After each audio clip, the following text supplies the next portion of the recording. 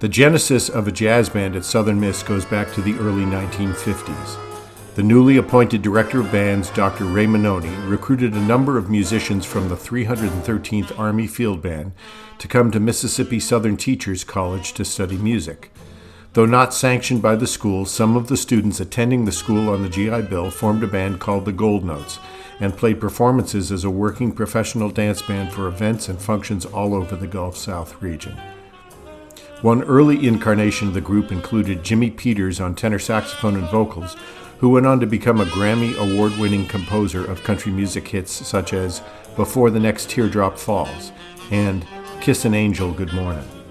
Tommy Center, who performed on trumpet, went on to become a U.S. District Judge, and guitarist Lloyd Wells was a first-call arranger in Nashville doing extensive work for Opryland, USA.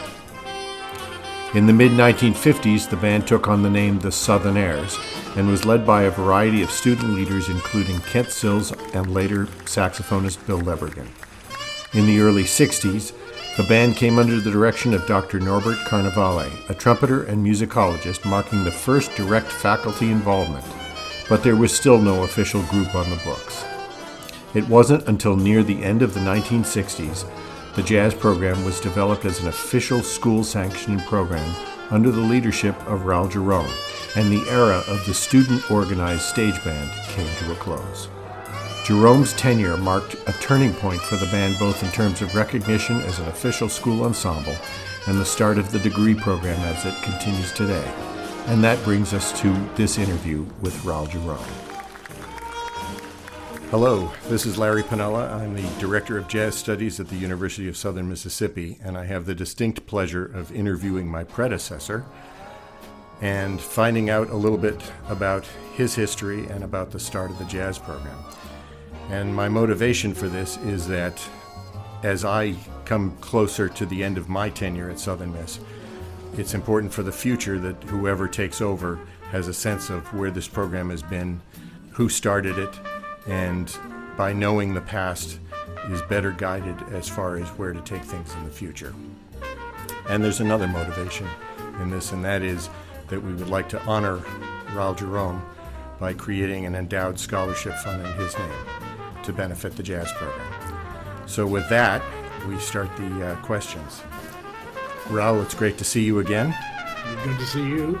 I wanted to ask you, where did you grow up? I don't know a lot about your background. Where did you come from? I grew up in Cheyenne, Wyoming.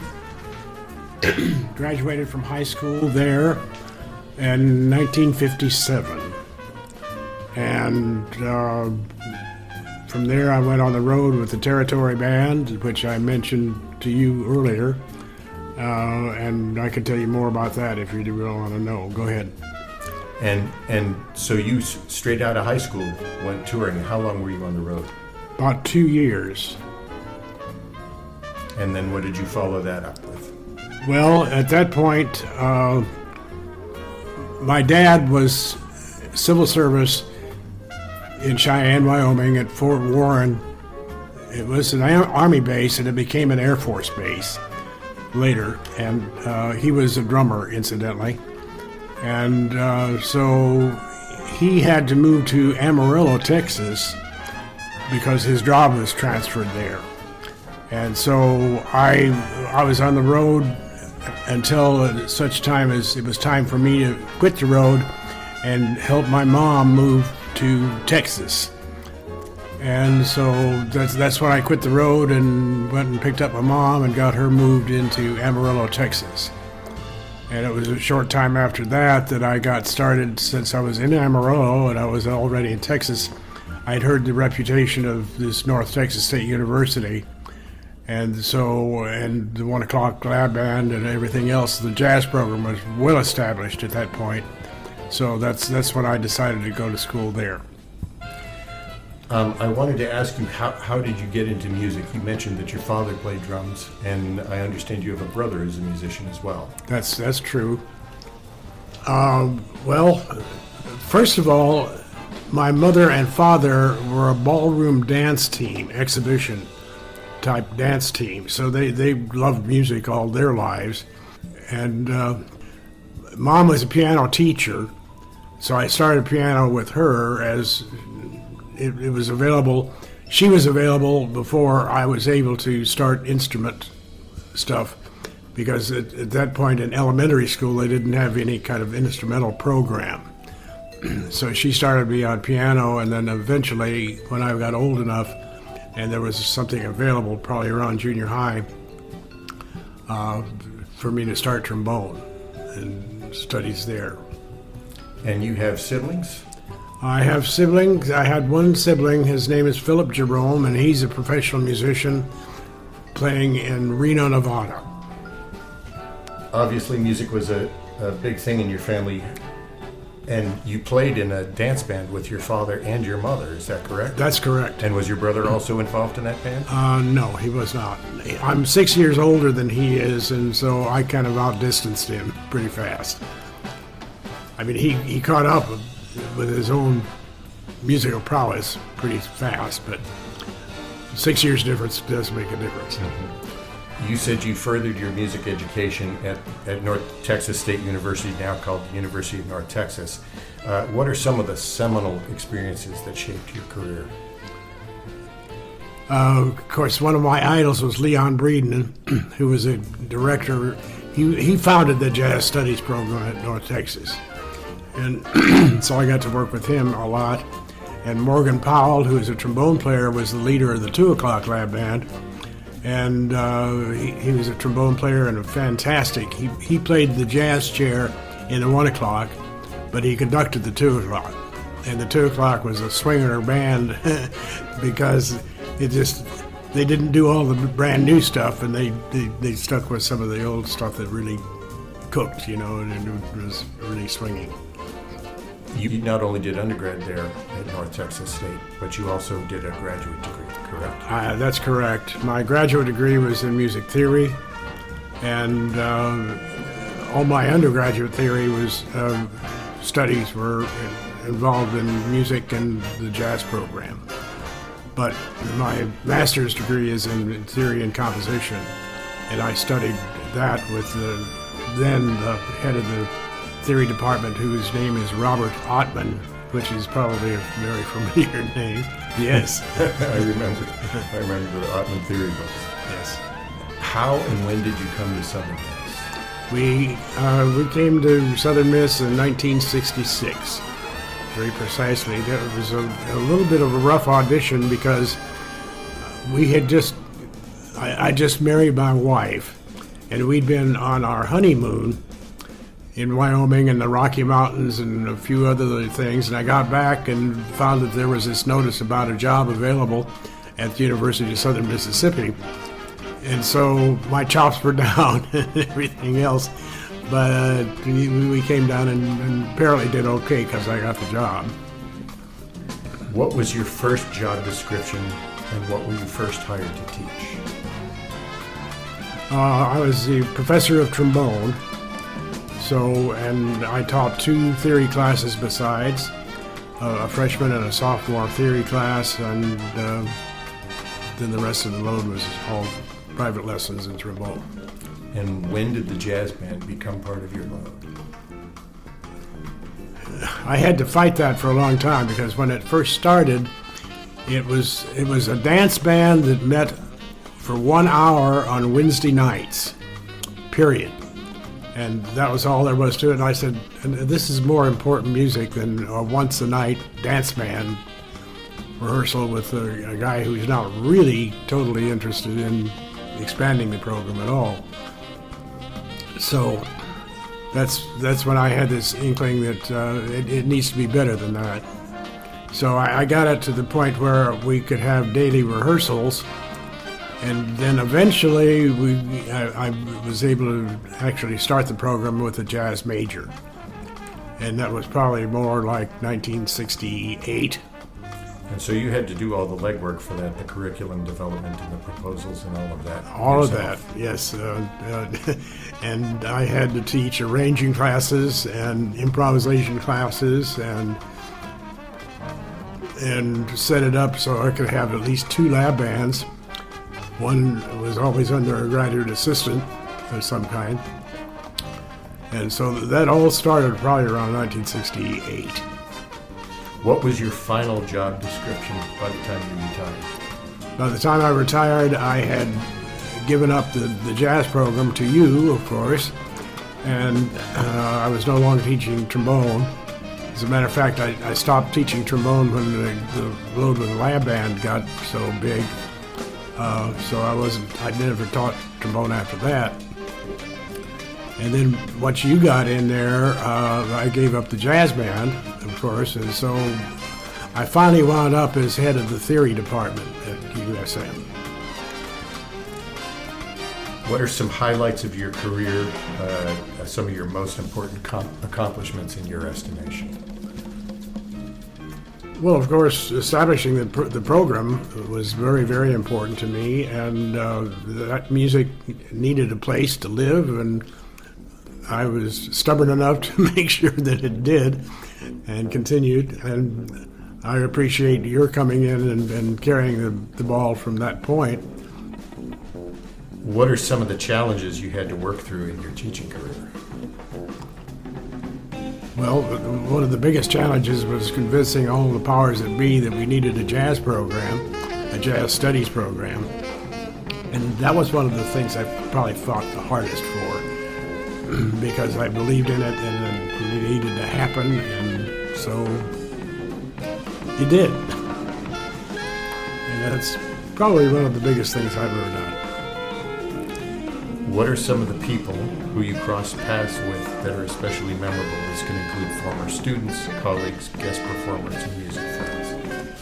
Okay, well, of course, I mentioned Leon Breeden to you before, and he was my mentor at North Texas. And Morgan Powell, who is a trombone player who led the second lab band, and also played jazz trombone in the first lab band, 1 o'clock lab band. And Dee Barton is a name that you may or may not be familiar with, but Dee is actually a native of Mississippi, and he's from northern Mississippi, somewhere around Starkville, I think. But he came in and he went to North Texas as well, but he wound up playing drums in the Stan Kenton band. And so, native Mississippian gets to that point, and I actually had him as a guest drummer, as one of my clinicians at one point with my lab band. My understanding is Dee is the only person to hold down a trombone chair and a drum chair on the Kenton Orchestra. Right, that's true, which is pretty amazing. Did he play trombone at North Texas as well as drums? Yes, he did. What about guest performers? Oh, man, I've had a bunch of those. Lou Marini is one. And he was one of your bandmates at North Texas, by the way. That's true. That's true. And I brought him in. And since then, people like Rich Madison, I don't know whether you know about him or not, but he's a good jazzer, and he played... Actually, he played treble clef baritone, brass instrument, and he actually played, when he first came here as a guest of mine, he came in with an ancient sousaphone and actually played jazz on that sousaphone. Is that the Civil War Helicon? Yeah, something like, yeah. I saw him do a concert with that, and he said, "Excuse me for a moment while I have to clean up," and he pushed it around on the bell on the stage like it was a vacuum cleaner. Right. Other guest artists? Oh, there have been so many. Howie joins. Howie was a drummer of mine in the lab band, and he wound up being the first call conductor for Broadway shows. And he's passed on now, unfortunately. But he also directed all of the summer productions of the Rockettes and all of that. And how did your experiences at Southern Miss affect your life and career? Well, it was It was a long career, and it was a long time coming, and I've been there since 1966. So everything that I did with the lab band and everything else was very important. It was important to me to get the job in the first place as professor of trombone. And theory was always important to me too, because that's where we learned, that's the alphabet of the music business. And so winding up as head of the theory department was a reward for me. And bringing you in was a reward for me, because I knew that you would do a good job, and you absolutely have. I can't believe that you're getting ready to end your tenure. Now you have a family. You have 2 daughters? I have 2 daughters. One lives in Rochester, New York, and the other daughter lives in Nashville, Tennessee. And the daughters were more of an audience than they were ever performing musicians. They all took piano lessons and a few other things. But each of the girls has 2 children. So we've got 3 boys and 1 girl in the family. Is there anything else that you'd like to share with people who came through your bands and your classes? Well, probably my most outstanding student, and I've also had him in as a guest, is Steve Wiest. And Steve was lead trombone player in my lab band. And then I sent him on to study at North Texas, where I had graduated. And he was actually on the road for years with Maynard Ferguson, and he played with Maynard Ferguson for quite a while. And then he eventually became the director of the 1 O'Clock lab band at North Texas. So that's pretty important. Yes. And vital. Yes. I've been honored to head up the jazz program, taking it over from you. And as I said, it's important for me that whoever follows me when that time comes, and it's not exactly close, I've got a few more years left, but whoever follows me has a sense of that history, because I think that is vitally important to figuring out what the next steps are. I agree. The world changes. The music is still important, but the nature of it and what is popular and what people do with the idiom of jazz has changed significantly. And so one of my goals in teaching was to use the idiom of jazz to teach the students to be creative musicians. Right. And what they do with it is up to them. Absolutely. So, well, I really thank you for taking this time out to do this interview. And this will be posted to YouTube, and I will send you the link once it's ready and available to watch. Okay, thanks.